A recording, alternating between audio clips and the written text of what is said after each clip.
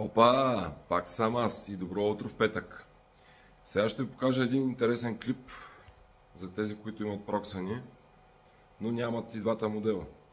Как може да сложат дискове от иглен към тип флекс. Приятно гледане. Много от вас имат този модел проксан, който съответно се чудят как да сложат такъв накрайник. Може би се чудят. Затова да покажа колко е лесно. Махаме си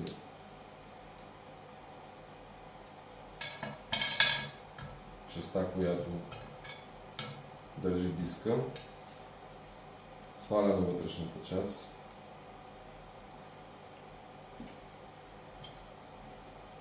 Махаме предпазителя, защото той пречи в случая. Взимаме си болчето, завиваме го в центъра и трябва само да се купи този модел на крайник. Ето го представлява. След като сме сложили болчето, слагаме на крайника и вече може да се сложим тези модели дискчета. В момента новия на D-Star Butterfly ще пробвам, но вече може да си го сложите съвсем спокойно диска.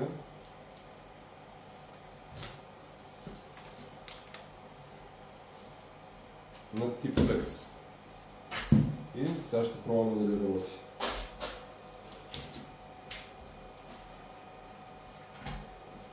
Както може да взимате на проксан дисковете, които са този модел, пак да ги ползвате вътре. Единственото е, че трябва да се отреже малко иглата, да е по-къса, за да няма прекалено голяма вибрация. И сега ще тестваме на тази плочка тук какво се случва.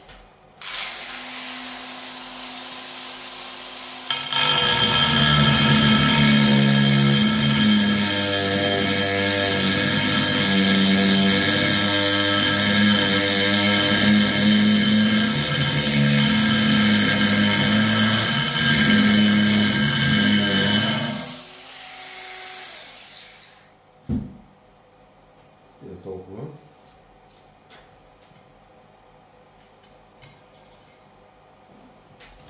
Ето, D-Star Butterfly какъв ряст прави. Даже не е 1 мм, ми мисля, че е 0,8. Няма шупли. Бързо реже, готино. Така. Само единствено кожух трябва да се купи, който е пластмасов с корпус, за да стане от една машина, две машини, за да може да ползвате какъвто искате диск. Та, ето сега ще направим един бърз тест и на другия диск, но пак казвам, иглата му е прекалено дълга и дава лека вибрация.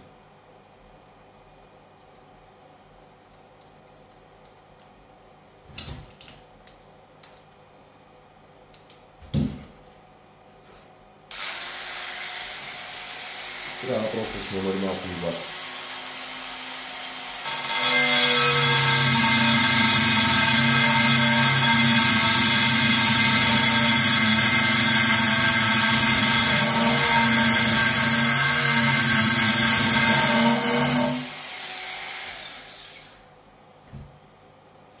Значи точно така Butterfly е единица.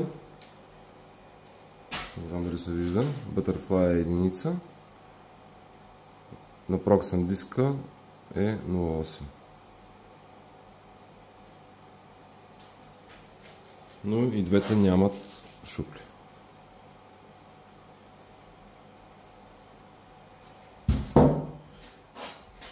Надявам се да ви е било интересно и само напред и нагоре.